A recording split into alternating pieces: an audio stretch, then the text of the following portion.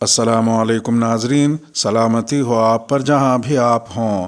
Calendar پر آج تاریخ ہے 24 رجب المرجب، انگریزی تاریخ 26 فروری ہے۔ اپنے میزبان راہی حجازی سے عالمی خبریں سنیے۔ روس کا یوکرین پر حملہ، اب تک کی صورتحال۔ یوکرین پر روسی حملے کا آج تیسرا دن ہے۔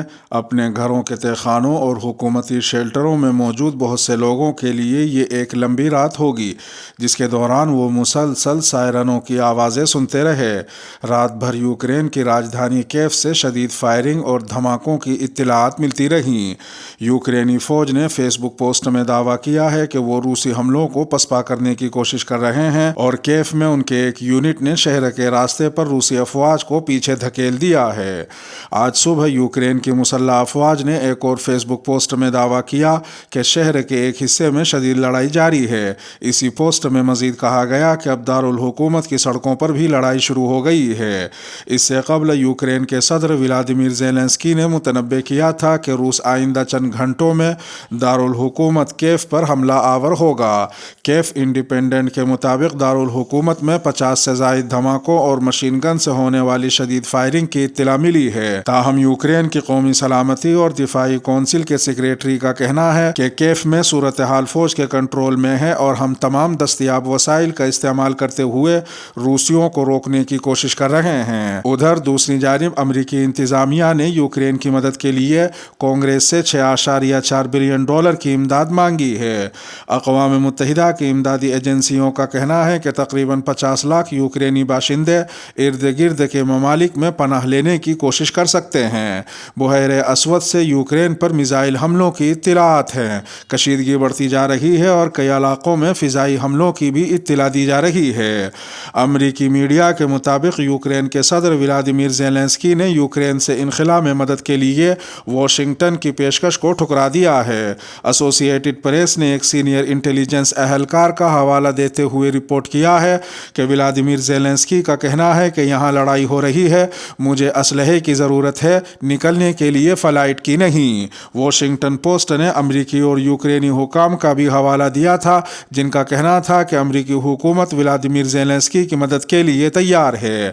یوکرین کے صدر ولادیمیر زیلنسکی، جو ایک سابق کامیڈین اور اداکار رہ چکے ہیں، انہوں نے ایک تقریر میں لڑائی جاری رکھنے کے عزم کا اظہار کرتے ہوئے کہا تھا کہ ہم پر حملے کرتے ہوئے آپ کو ہمارے چہرے نظر آئیں گے، ہماری پیٹھ نہیں۔ یوکرین کا 3500 روسی فوجی مارنے کا دعویٰ۔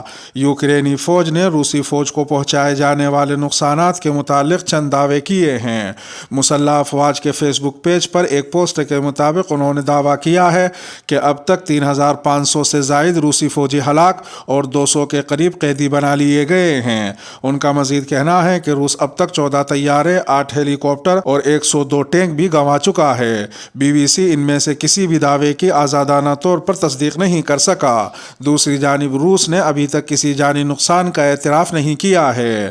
ولادیمیر زیلنسکی کی نئی ویڈیو، ہم ہتھیار نہیں ڈالیں گے اور اپنی ریاست کا دفاع کریں گے۔ یوکرین کے صدر ولادیمیر زیلنسکی نے ٹویٹر پر ایک ویڈیو پوسٹ کی ہے جس میں وہ کیف کی سڑکوں پر گھومتے نظر آ رہے ہیں۔ کہا جا رہا ہے کہ بظاہر انہوں نے یہ دکھانے کی کوشش کی ہے کہ انہوں نے فوج سے روسی فوجیوں کے سامنے ہتھیار ڈالنے کا مطالبہ نہیں کیا۔ انہوں نے حکومت کیف کے گوروڈیٹسکی ہاؤس کے سامنے کھڑے ہو کر کہا، میرے حوالے سے بہت سی جعلی خبریں پھیلائی جا رہی ہیں کہ میں نے اپنی فوج سے ہتھیار ڈالنے کا مطالبہ کیا ہے اور میں خود یہاں سے نکل رہا ہوں۔ میں یہی ہوں، ہم ہتھیار نہیں ڈالیں گے اور اپنی ریاست کا دفاع کریں گے۔ خبر رساں ادارے روئٹرز کے مطابق آج صبح کیف کے جنوب مغرب میں ایک علاقے کو 2 میزائلوں سے نشانہ بنایا گیا ہے۔ ابھی یہ واضح نہیں ہے کہ ان میزائل حملوں کے اہداف کیا تھے۔ کیف کی انتظامیہ کے مطابق ان میزائلوں میں سے ایک رہائشی عمارت پر گرا۔ روئٹرز کے مطابق دوسرا میزائل دارالحکومت میں زولیانی ہوائی اڈے کے قریبی علاقے میں گرا ہے۔ روسی وزارت دفاع کا یوکرین کے سب سے اہم شہر پر قبضے کا دعویٰ۔ روسی وزارت دفاع کا دعویٰ ہے کہ ان کی فوجیوں نے یوکرین کے جنوبی علاقے زاپوراہیا کے شہر میلیٹی پول پر قبضہ کر لیا ہے۔ خبر رساں ادارے روئٹرز کے مطابق یوکرین پر ماسکو کے حملے کے بعد سے قبضے میں لیا جانے والا یہ پہلا اہم شہر ہے۔ میلیٹوپول یوکرین کی سب سے اہم بندرگاہ ماریوپول کا قریبی شہر ہے اور یہاں 1,50,000 شہری آباد ہیں۔ تکمیلی تلبینہ، طاقت، صحت اور شفا کے لیے سنت اور طب نبوی کا بہترین نسخہ ابھی آرڈر کریں۔ کم پیسے میں ہمارے ساتھ بزنس شروع کریں۔ بھارت بھر سے ڈسٹریبیوٹر بننے کے لیے کال کریں 8698242261۔ تکمیلی herbal health care Malegaon India. Facebook کی روسی سرکاری میڈیا کے اشتہارات پر پابندی۔ یوکرین پر حملے کی وجہ سے فیس بک نے روس کے سرکاری میڈیا کے اشتہارات روک دیے ہیں۔ فیس بک کی سیکیورٹی پالیسی کے سربراہ کا ٹویٹر بیان میں کہنا تھا کہ ہم روس کے سرکاری میڈیا کو دنیا میں کہیں بھی اپنے پلیٹ فارم پر اشتہار چلانے سے روک رہے ہیں۔ ان کا مزید کہنا تھا کہ فیس بک روسی سرکاری میڈیا پر لیبل لگانا جاری رکھے گا۔ لیبل لگانے کا مقصد اس بات کی وضاحت کرنا ہوگا کہ روس کے سرکاری میڈیا کی طرف سے جاری کیا جانے والا مواد کہاں سے آ رہا ہے۔ روس کے یوکرین پر حملے کے دوران سوشل میڈیا نیٹ ورکس پر جہاں غلط معلومات شیئر کی جا رہی ہیں وہاں کشیدگی کی لمحہ بلمحہ تفصیلات پر بھی نظر رکھی جا رہی ہے۔ میٹا میں کام کرنے والے ایک عہدیدار نے ایک بیان میں کہا کہ کل روسی حکام نے ہمیں آزادانہ فیکٹ چیکنگ اور 4 روسی سرکاری میڈیا اداروں کے مواد پر لیبل لگانے سے روکا، جس پر ہم نے یہ احکامات ماننے سے انکار کر دیا۔ ان کا بیان ایک ایسے وقت میں سامنے آیا ہے جب روسی میڈیا کے ریگولیٹر نے کچھ گھنٹے قبل کہا تھا کہ وہ فیس بک تک رسائی محدود کر رہے ہیں۔ انہوں نے امریکی کمپنی میٹا پر سینسرشپ اور روسی شہریوں کے حقوق کی خلاف ورزی کا الزام بھی لگایا۔ روس نے یوکرین پر حملے کے خلاف مذمتی قرارداد ویٹو کر دی۔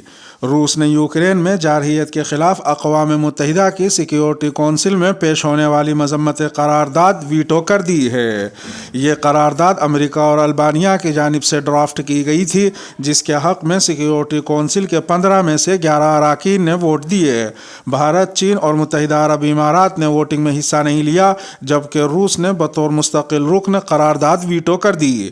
قرارداد پر پولنگ سے قبل اقوام متحدہ میں امریکہ کی سفیر تھامس گرین فیلڈ نے کہا کہ جو ممالک کسی دوسرے ملک کی خود مختاری اور اقوام متحدہ کے چارٹر پر یقین رکھتے ہیں وہ اس قرارداد کے حق میں ووٹ دیں۔ ان کا کہنا تھا کہ جو ممالک ایسا نہیں کرتے وہ روس کی طرح ہی ہیں جو بلا اشتعال جارحیت کے ذریعے دوسرے ملک کی خود مختاری سلب کر رہا ہے۔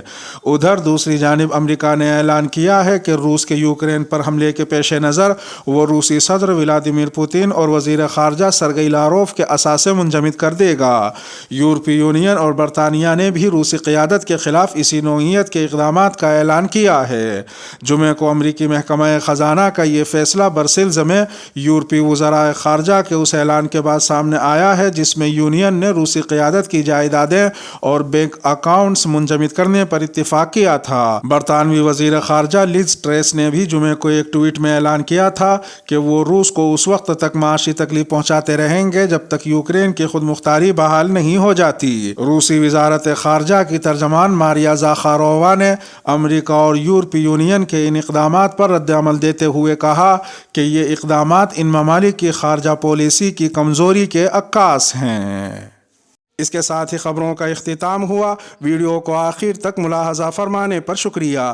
ملتے ہیں شام 8 بجے انڈیا کی خبروں والی اگلی ویڈیو میں، اور اگر آپ 8 بجے کے بعد یہ ویڈیو دیکھ رہے ہوں تو وہ ویڈیو آپ کی اسکرین پر نمودار ہو رہی ہوگی۔